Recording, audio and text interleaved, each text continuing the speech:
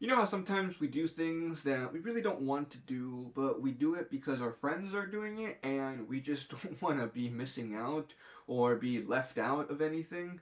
Well, that's how I felt for the past 3 years when it came to fantasy football. See, I don't know anything about American football. The fact that I just called it American football should say everything about what my real football is to me. You know, it's football, and I tend to watch what Americans call soccer.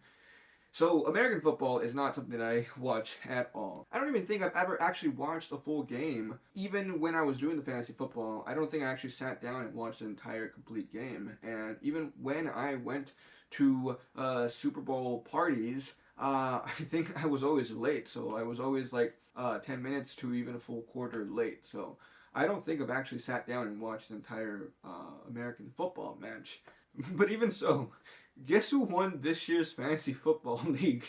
Me. And I actually I don't know how this what happened. Honestly, I never thought this would ever in a million years would actually happen to me.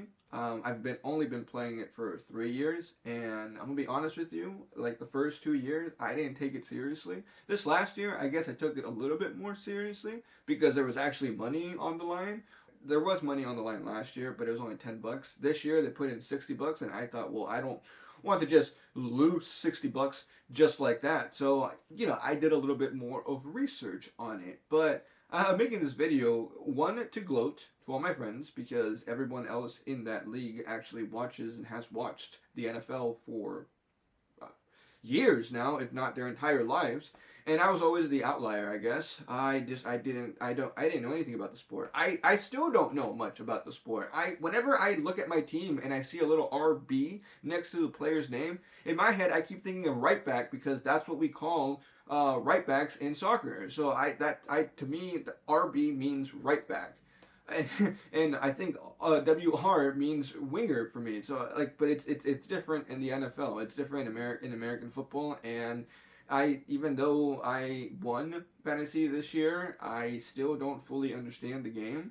I will say though, fantasy like this year, I got into it a little bit. I think paying more attention to the players, paying more attention to the stats, and caring about certain teams because your players there made the NFL more bearable for me. And it's not like I have anything against the sport. It really isn't.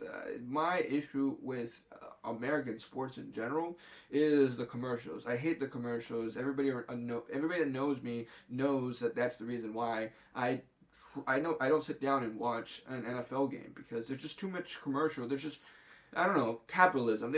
They throw so much at you of wanting to just promote stuff in your face that it gets kind of boring to me. And I know people say that they watch Red Zone or they just watch highlights or anything like that, but like I don't just watch highlights of soccer. Like I actually like to sit down and watch the entire game, and I like the fact that it's only two 45 minute halves with like 15 minutes of a break, and there's minimum commercials during the actual game because it's 45 minutes of just continuous play. They might have like a banner promoting something, but it's not really like in your face. You can kind of zone it out and block it out from your vision. But in the NFL, they just throw it at you like every 2 minutes. And all the pauses too. I don't like the fact that there's just so many pauses in the game. There's no fluidity. There's no flow. I guess I don't, and that's the reason why. But anyways, I want to talk about this because one, why to gloat, and two, I kind of want to just reflect on why I won to begin with. Like, why did I win? And honestly, obviously, and I think many people will agree, fantasy football is a lot of luck, and I think luck had a lot to do with it. It had a lot, if not most of it. I will say though, this year compared to the other previous 2 years, I did a little bit more of research on what players I should draft and what players should be in my starting lineup.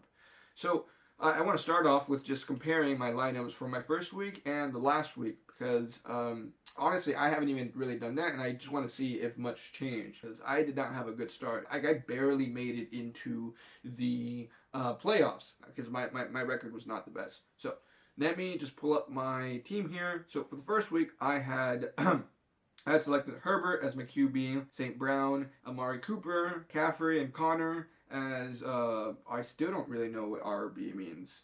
So RB, Higbee, Gabe Davis, Smith Schuster, Tucker as my kicker, and I had the Buffalo defense. In my bench, I had Andrews, I had Judy, Achon, Cannon, and my backup QB was Pickett. And in my first week, I actually went up against my friend Tony, which is, I want to say he's actually a really, really big NFL guy.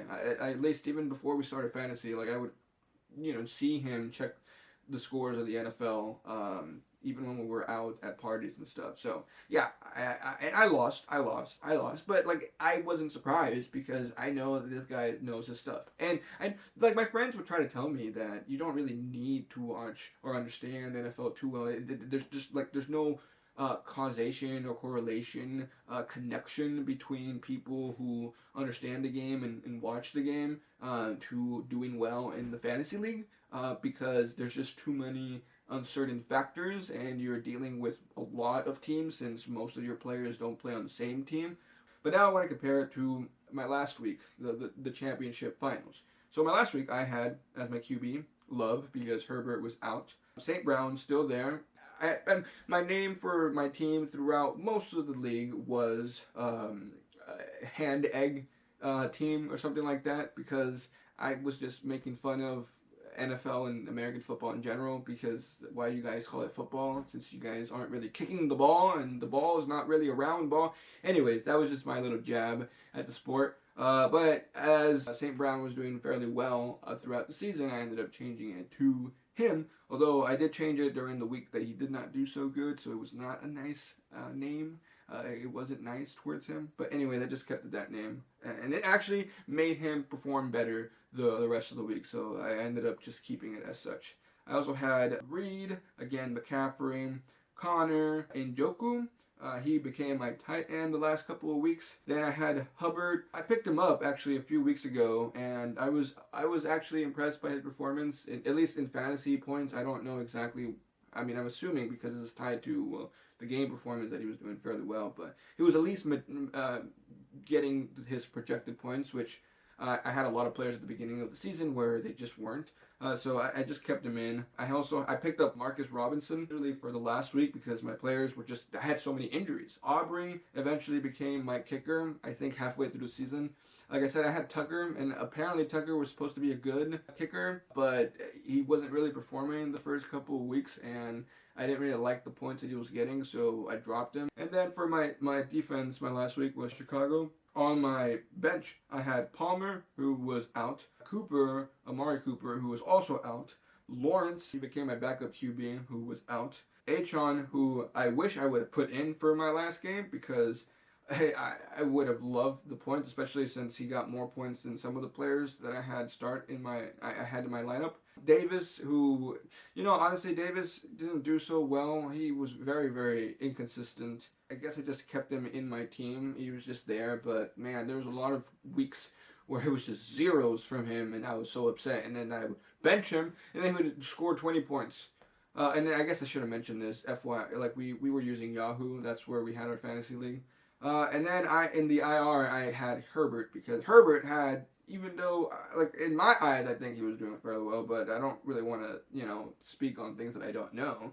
I liked the points that he was getting, and I felt like if it wasn't for him, I wouldn't have made it to the championship final. So I decided to keep him and just put him in IR because I didn't want to drop him. But the funniest part, and I just realized this right now, is the person that I went up against on the final was the same person that I went up against my first week, which was Tony.